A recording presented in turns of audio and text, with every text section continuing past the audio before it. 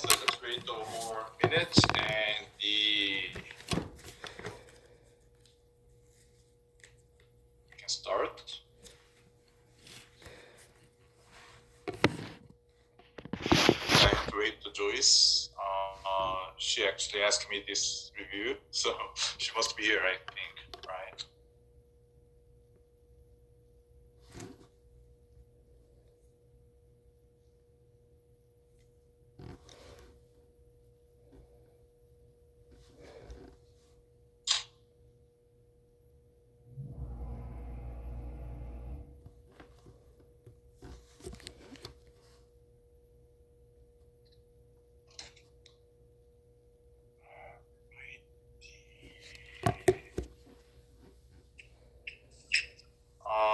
I have one iPhone.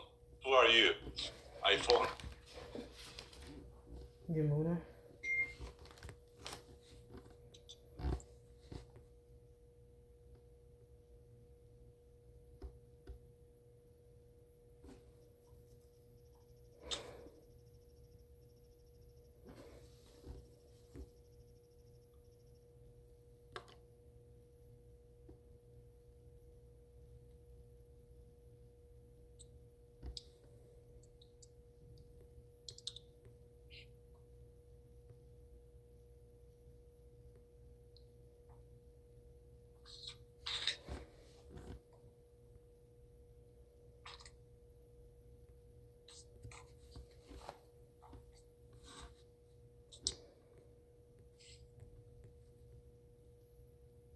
Oh, iPhone is okay.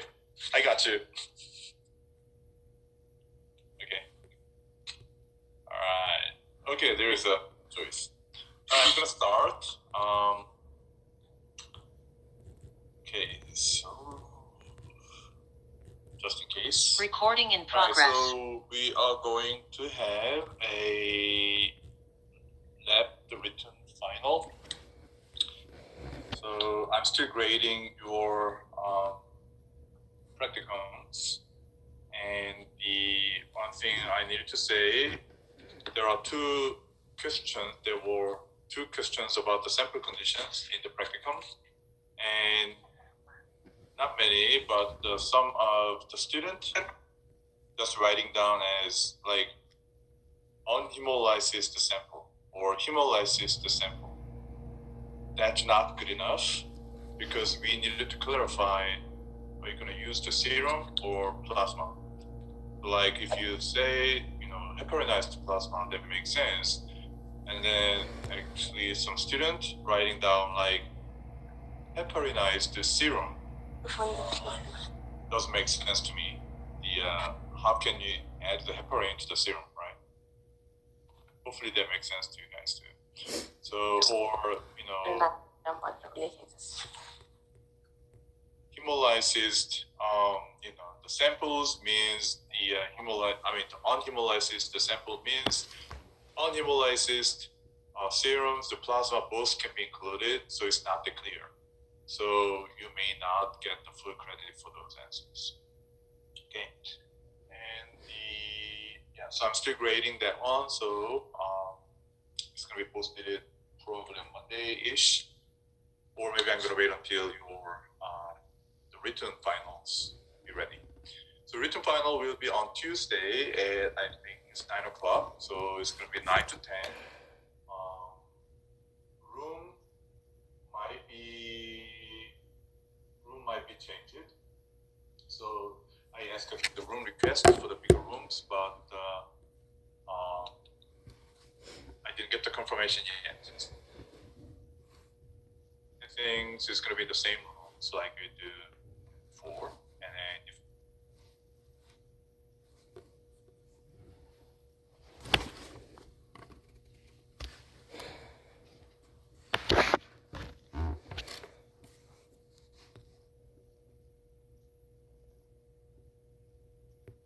questions in the test paper, you can write down your questions up there. Okay, but I think I already double checked. It should be straightforward. Right. So the coverage, the mainly is gonna be the new materials. So from after the first lab the stuff. So you need to study about the enzyme, the methodology, and the endocrinology methodology, and the vitamin methodologies, and the toxicology, the methodologies on that. But the thing is, unlike the Chem 1, the most of the method is now embedded in the lecture materials. So like each enzyme sections in the PowerPoint, at the end I give you the methodology. So in other words, it's very difficult to separate all of them. Okay. And then questions, hold on a second. I believe it is about 40 questions.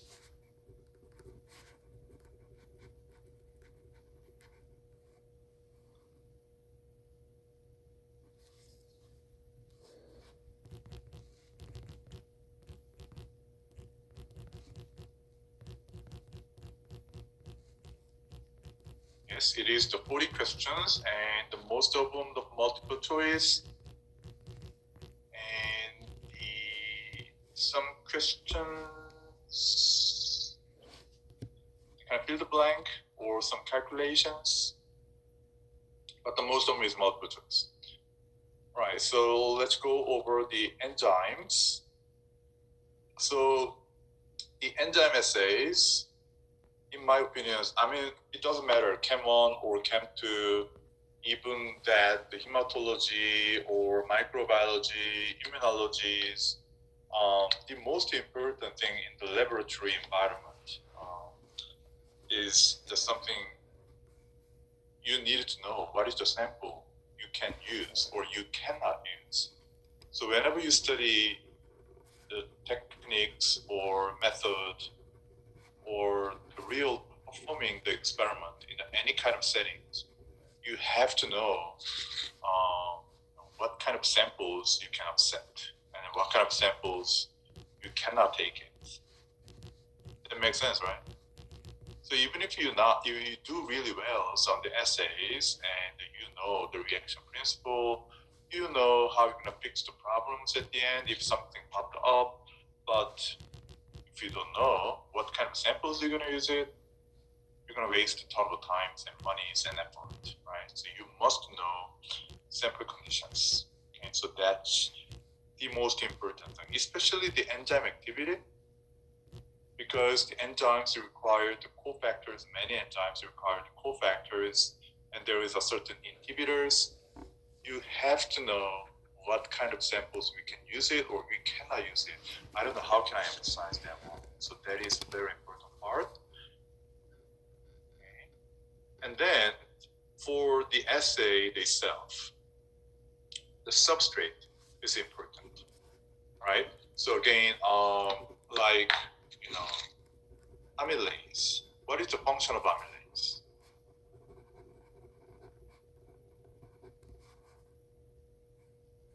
It breaks down starch. Say again? It breaks down starch. Yeah, so it's gonna break down the carbohydrate. So we can use a lot of sugar, the substances, right? And then that the substances, not all the assay, but the sum of the assays, we can use a certain type, a specific the substrate, but sometimes the substrate is less water soluble. So that as time goes on, historically, we modify the substances, like carboxylic acid being attached, or some kind of conjugations can happen to increase the water solubility and those kind of things. So the basic principles are same, but if you're looking at the substances, back in 90s and the current, the setting, there might be some modifications can happen, right? Because in the lecture, sometimes I compare the old method substrate and the new method substrate.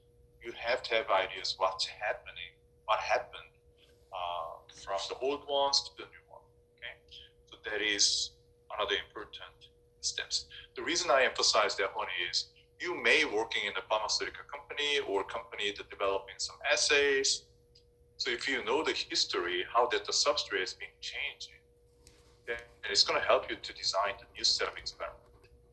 So it's kind of practice-wise, I want you to pay attention. To make it more kind of confusing, I hope not. Okay. And then the next one is I always emphasize the reaction principle. And I do hope now you guys can get, the maximum credit from the reaction table. The reaction principles. Because you already checked what is the kinase, do the enzyme actions, you already went through that one. And then right now, the many assays that we are working on, especially the enzymes, to require the enzymes, right? So that I really want to understand the reaction principle instead of the memorizing. Like I said,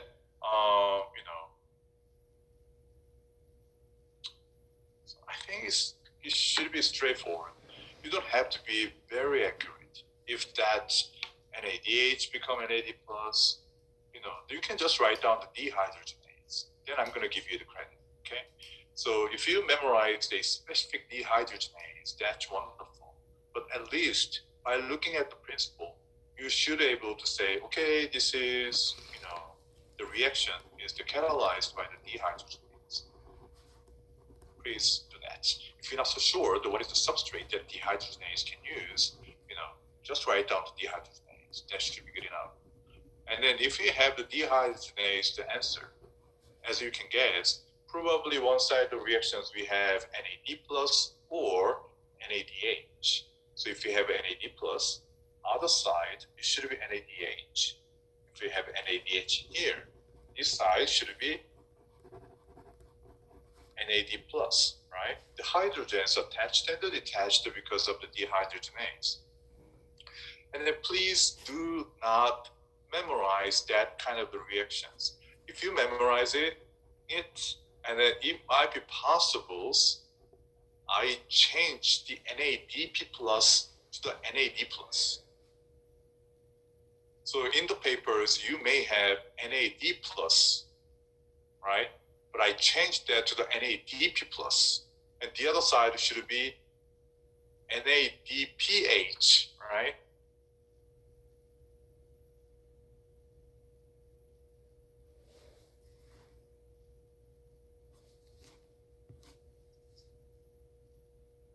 Doesn't make sense. The NADP plus cannot become NADH, right?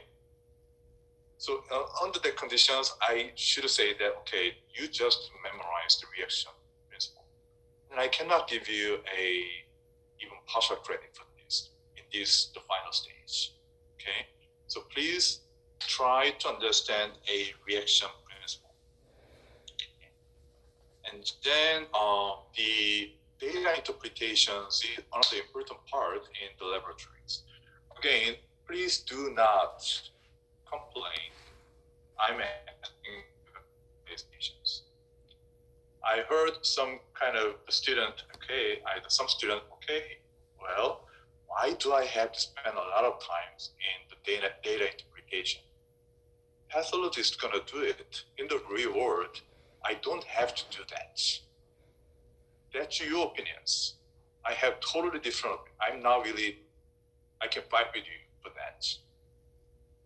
Right? If you are in the MLT programs, which is the medical technology, or the MLT, the programs, then we can focus on the technique. I don't argue. Okay, so that's it. So we can just work on the technique and the troubleshootings, providing the accurate, the data to the physician, done. But you are the medical laboratory scientist. So scientists should be able to interpreting the data, and then you should be able to input your thought to the pathologist. And then you should be able to discuss the patient conditions within your laboratories. By doing that, we can supervise the MLT or non-licensed,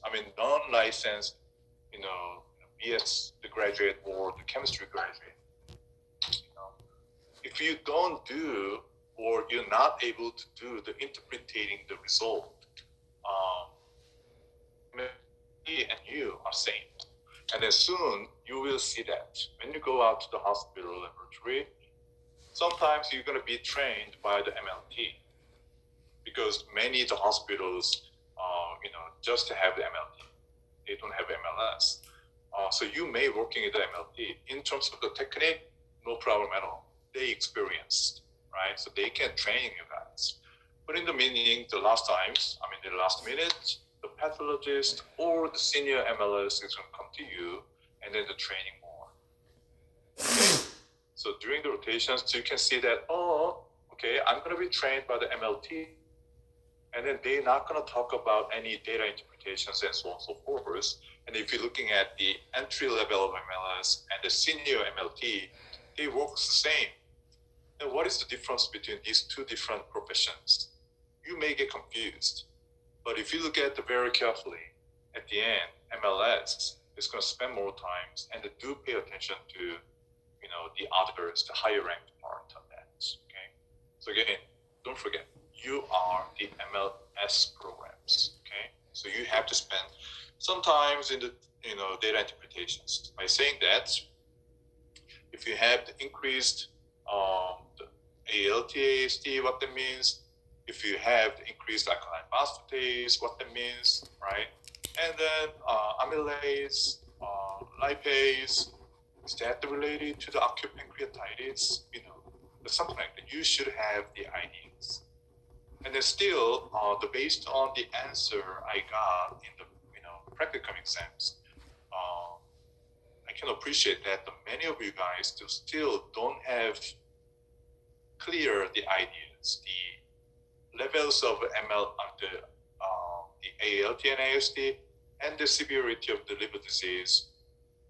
Probably you don't understand 100%. So let me tell you one more time. ALT, AST, those are the enzymes that can be produced by the hepatocyte, right? We know that. So we have hepatocyte, membranes of the cells very intact, so no problem at all. Then those ALT and ASTs will stay inside of the hepatocyte. As a result, in the blood, the circulation, we are not going to have much ALT and an AST. Once the hepatocyte get damaged, the membranes become more permeable. Then the ALT, AST can be released into the blood. So we are going to have elevated ALT. Since we know ASTs are liver-specific enzymes, increased ALT and AST in the blood sample, we can appreciate, something going on in the liver. We don't know exactly what's happening. Is that, the cancer or some just simple tissue damage, necrotic damage?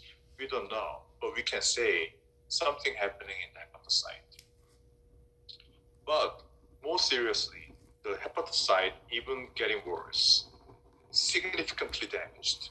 Now that the hepatocyte is not functioning as it's supposed to be. So that ALT, AST is not really produced by the hepatocyte, which is very serious pathological condition, right?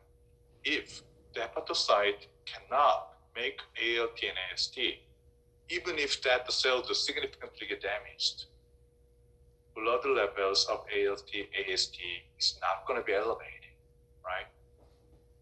So again, as long as the cells in the liver can make the ALT and AST, the levels of ALT, AST elevation in the blood sample is going to be matched with the severity of the liver disease. But if the hepatocyte is really seriously damaged, it's like totally damaged, and then the ALT, AST cannot be produced, then the ALT, AST levels in the blood is not going to be elevated. So in other words, ALT, AST levels in the blood is not necessarily related to the severity of the liver damage. You have to get it, okay?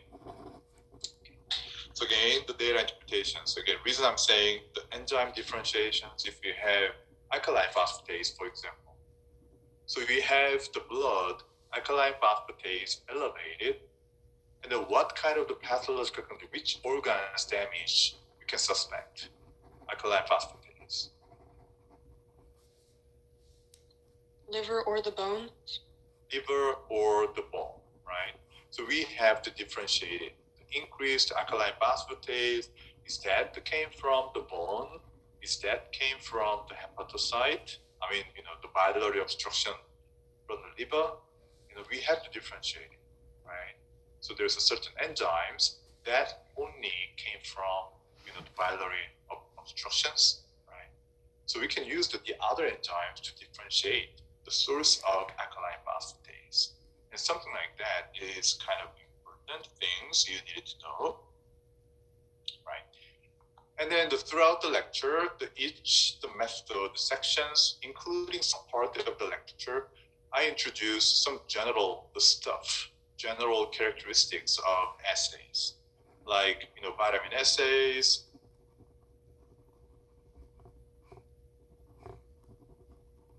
So we have text. Christine asked to everybody, alkaline phosphatase can be elevated in the bone fracture as well, correct? What do you think? And then does alkaline phosphatase become elevated while the bone fracture is healing and slowly declines as the bone heals? What do you think? That is true. The alkaline phosphatase also came from the bone, and then through the bone remodeling, the alkaline phosphatase levels can go up. So if you compare the alkaline phosphatase, kids and the adult, the kids' alkaline phosphatase higher than the adult because the kids are growing, and when they're growing, the bone has to grow the same speed, right? So that the alkaline phosphatase levels goes up. And the healing procedures, the fractured bone healings, that require some sort of the remodeling of the bone. The osteoblast, osteoclast, both can be activated. So that the kind of the remodeling process, alkaline phosphatase can be released. Okay. So the general statement about each assays, you need to remember, like I can explain about the lactate dehydrogenase assay, and then I can ask you which one is correct statement, which is not the correct statement, right? So lactate dehydrogenase assays. If someone asks you, okay, so can you tell me the one thing we have to remember is about the lactate dehydrogenase? What is going to be? Probably everybody has the different ideas on here, but I just want to hear. If you have to choose one kind of the things that's related to lactate dehydrogenase, what are you going to say?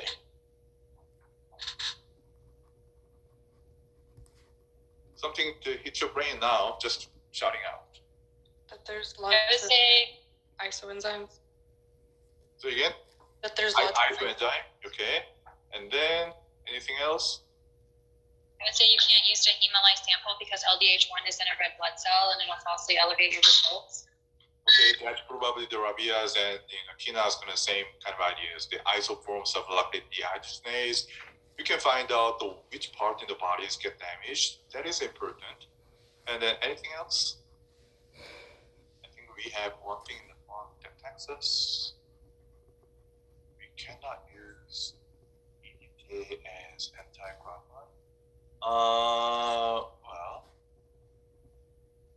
okay. Because of zinc is cofactor. That's in terms of the methodology, right?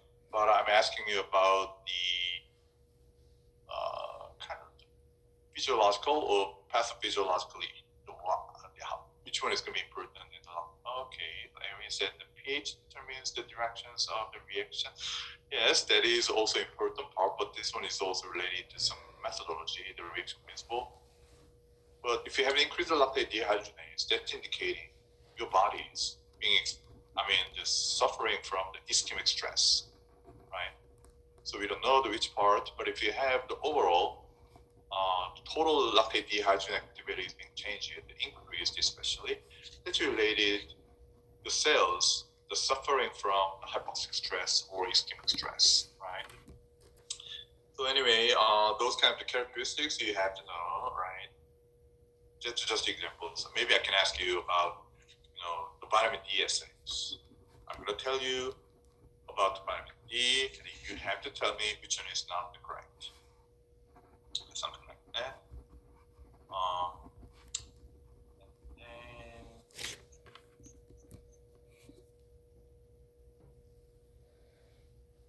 I already mentioned it.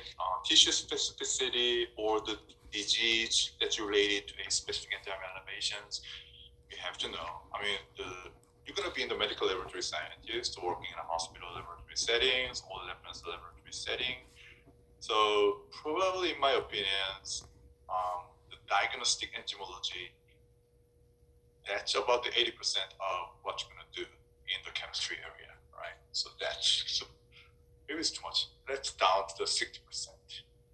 Electrolytes, probably that's the most oftentimes you have to measure. Okay. And the wavelength selection for the assays, maybe I'm going to touch a little bit on that. And then when you go to that, the wavelength selections, you must know what is the wavelengths for the NADH, NADPH monitoring. Now everybody got it, right? Everybody knows that one. I don't know how many times I mentioned.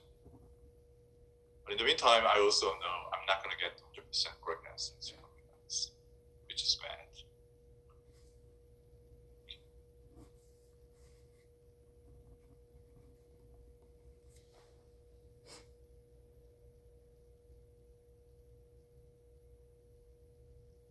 All right, and then at the end, when you do the essays, you got the bodies, and you are going to calculate enzyme activities or concentrations of something. So you must know the difference between the endpoint assay and the kinetic assay. And then by saying that, you should be able to calculate enzyme activities by using the kinetic assay or endpoint assay. Endpoint assay, you must need a standard OD and then the standard concentration, right? So I do believe everybody knows how to do calculation. But let me tell you one thing about the kinetic assays. This one is kind of the tricks ASCP oftentimes use. Okay? For the kinetic assay, when you perform the kinetic assay, which one is the most important steps? You gotta be very careful. I just emphasized so many times when you do the kinetic assay. What is it? The right timing between steps. So the timing is important. Lag time is also important. Would be observing the graph and see if it's linear. That is the key element. So we must have the OD changes for how long? At least 1 minute. So we must have the linear OD changes at least 1 minute. That's something I emphasized in the lab. I hope everybody agreed that I already did it. Right, so if you know that one, and then ACP, they oftentimes going to give you a OD values. If they give you, 10 seconds, 20 seconds, 30 seconds, 40 seconds, 50 seconds, 60 seconds, and then maybe the 70 seconds, and then you're going to get you can compare if that gap between the sample point is the same or not, right? You can do subtract, 20 second minus 10 second, 30 second minus 20 second point. And then if the gap between the point, if you have the regular gap, right? Every 10 second, you got the value, and then difference between these two time points, it should be same. Then it's going to be linear, right? If you have 20 second to the 10 second is the 10, and then 30 second to the 20 second is the 5, then we can say it's going to goes up and it goes down, right? It's going to be like this. It's not linear, right? You know what I'm talking about? what I'm talking about. So the ASCP to give you the data set like that, it's gonna be much easy. But problem is ASCP can give you the numbers like 1 minute, 2 minutes, 3 minutes, 4 minutes, 5 minutes.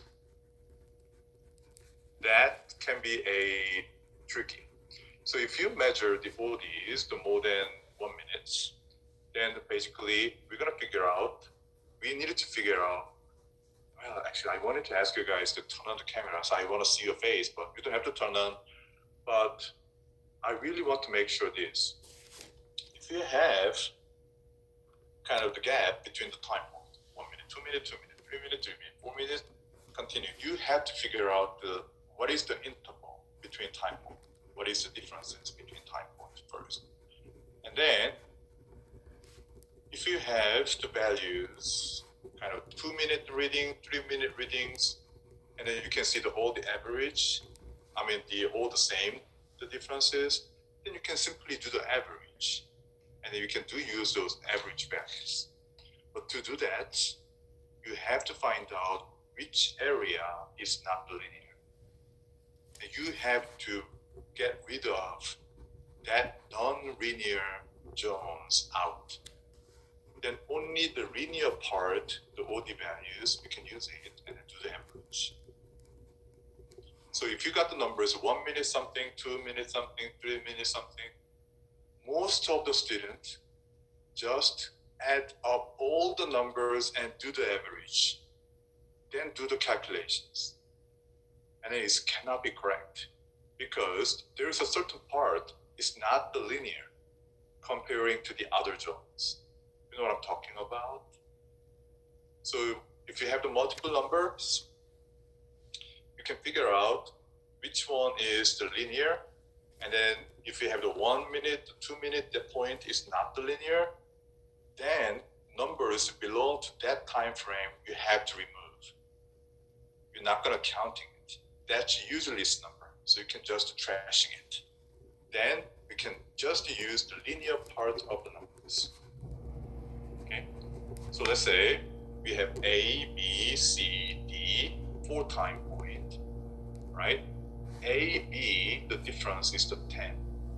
And then the B, C is the 5. C, D is the 5. Then we can just use the 5, right, as the delta OD. And then 10, you have to remove. You know what I'm saying? So that is kind of tricks the ASCP love to use it. And then that's kind of really good questions, in my opinion, asking the student, okay, do you know, the importance of the linear OD changes is important for the kinetic assay. And then, the 1 minute, that's the minimum point you have to have, something like that. So if you find out, let's do it again. A, B, C, D, E, F is pretty long, the data set. A, B is not the linear, it's the trash out. And then other, the B, C, C, D, D, E, E, F. The every part is the 5, whatever the value is apart. Then you can just use the 5 as the delta OD, right? Because the time interval is the 1 minute. You don't have to do the average on that point. You can just pick the one number and you use that one. If you have B to C is the 0.21, and the C to D is the 0.2, and then D to whatever is the 0.19, then you have to do the average, all of those. But if the every data set, the linear part is the same differences, like 5, 5, 5, 5, 5, you don't have to do the average, right? You can just use the 5 as the number. Right, so that's the one thing. The many students get confused, but you need to know how to calculate the kinetic, how to calculate the endpoint assays, and then kinetics, you must know which area or which data set we can use it, which data set we cannot use it, right? You should have super clear ideas on this. And then another kind of calculation, this is not that typical, it's kind of bonus. Half-life. You know what is the half-life? again, this one is important in the toxicology or therapeutic drug monitoring. So that you must know and what is the half-life. Let's say we have a drugs. The half-life is 3 hours, and the original dose of the drugs was the 10 micrograms per deciliter. Right? Original drugs is the 10 micrograms per deciliter. And then its half-life is 3 hours. So 3 hours later, what is going to be the concentrations of these drugs left? 5, right? So if I ask you, 6 hours later, so how much left?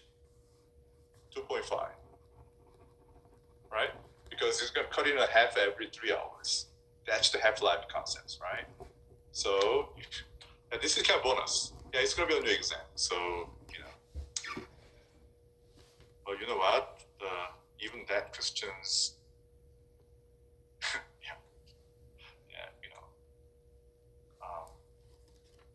if you missed that one, I don't know what to say. Please do not miss that one. Okay.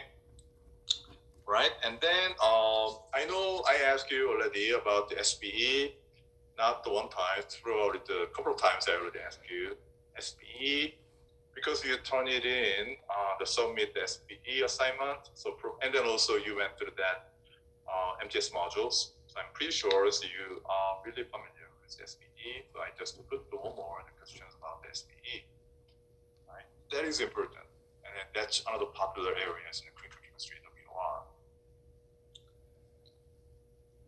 And then the endocrinology,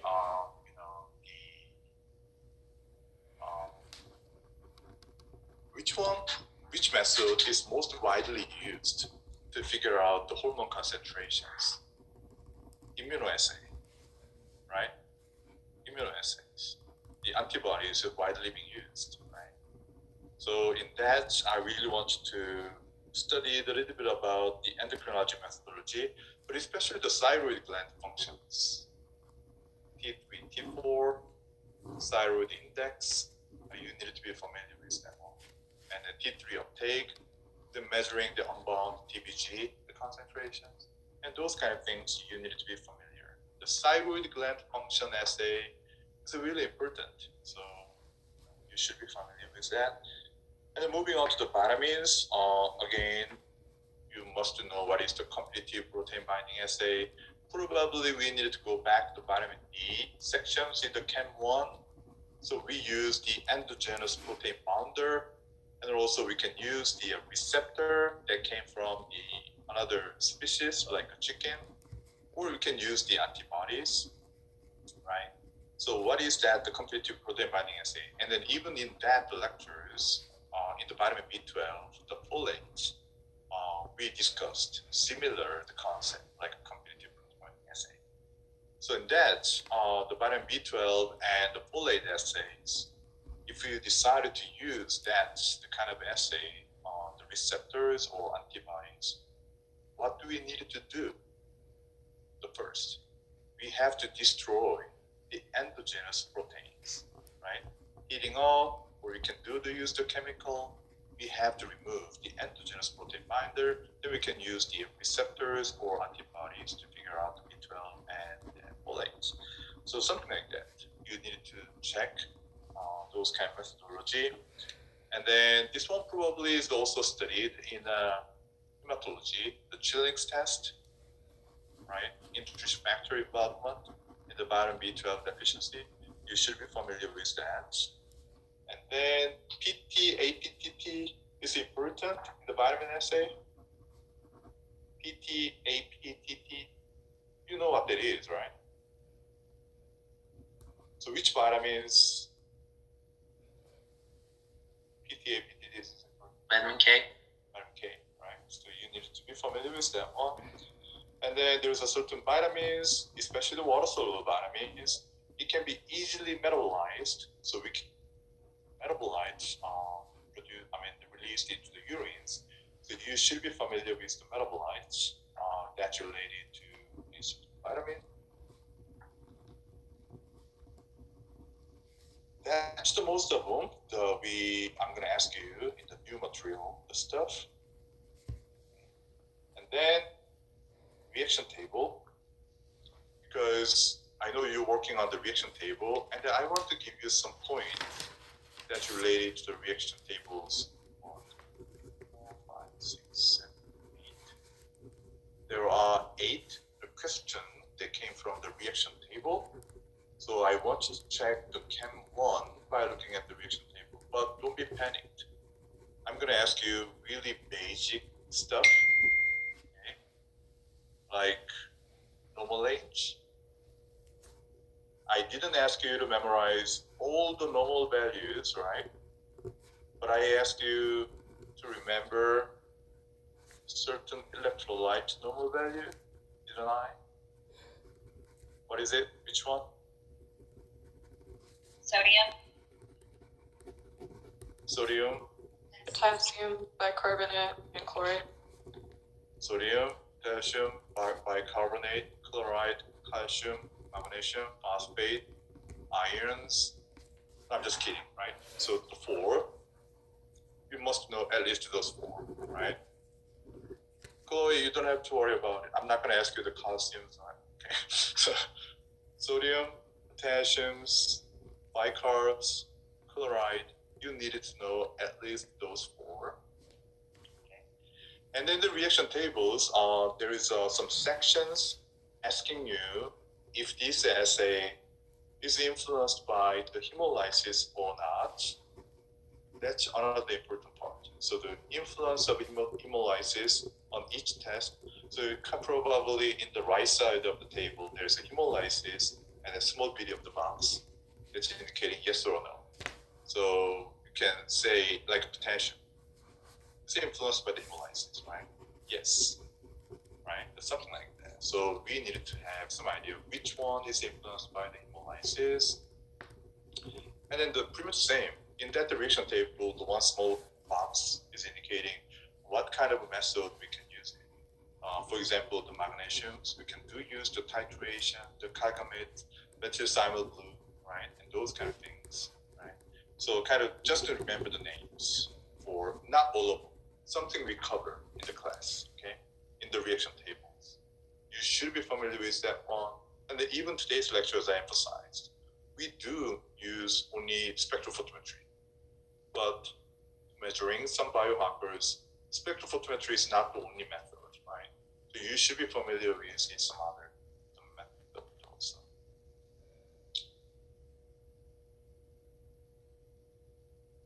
And then this one's actually I promised I'm going to ask you in one of the final exams and also the program final after you're coming back to the rotations.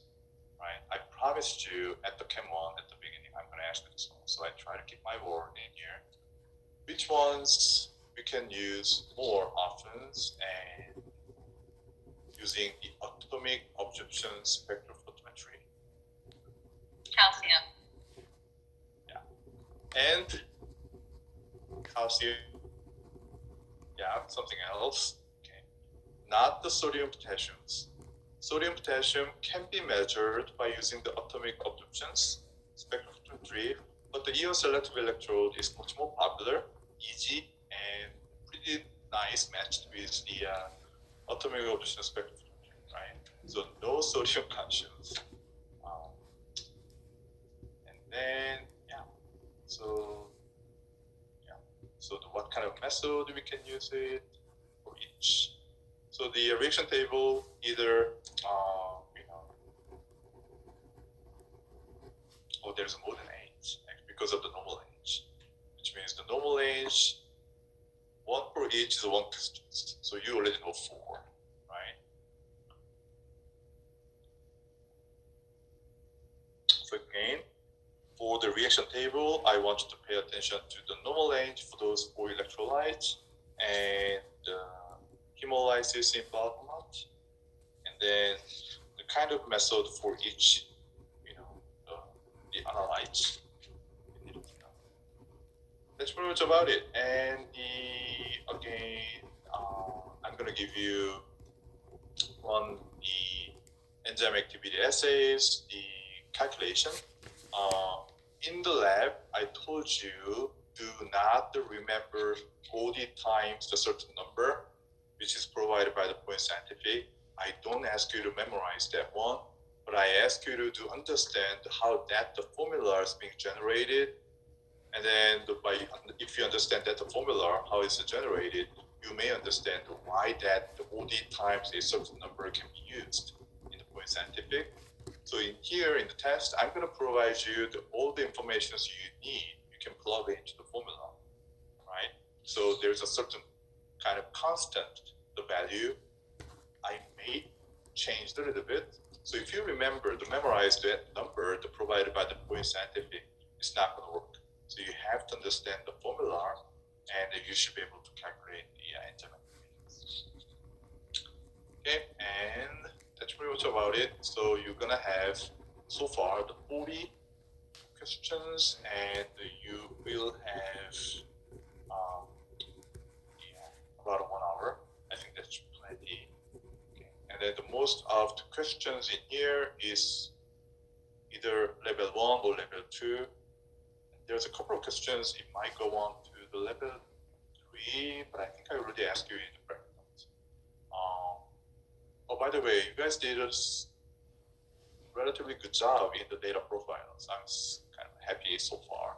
I just graded 2 set of the exams, so still have the 1 more left, but so far so good.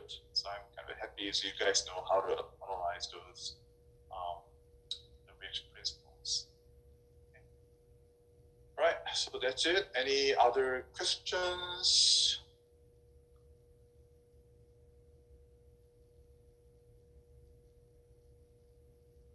If I not, just want to double check that Billy Rubin is not going to be on this. oh, it's gonna be in there. The bilirubin will be there. Yeah, so that's the part that actually I didn't make a question. So that's the reason I said that so far I have 40, but it's gonna be slightly more. So maybe like 5 around the more questions may coming from the bilirubin and the liver functions definitely.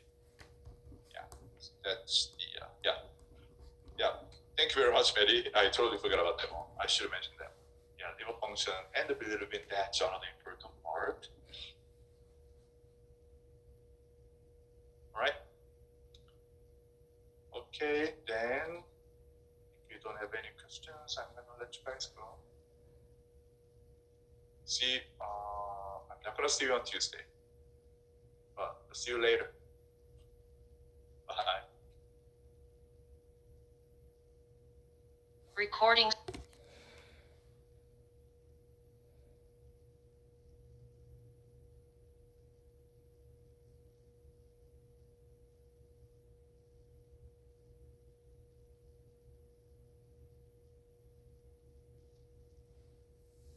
Hello?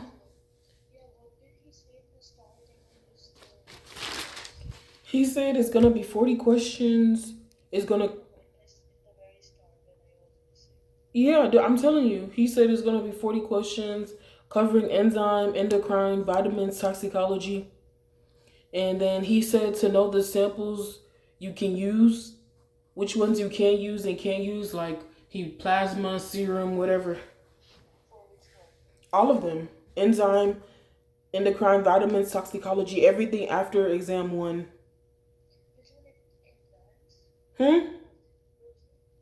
What?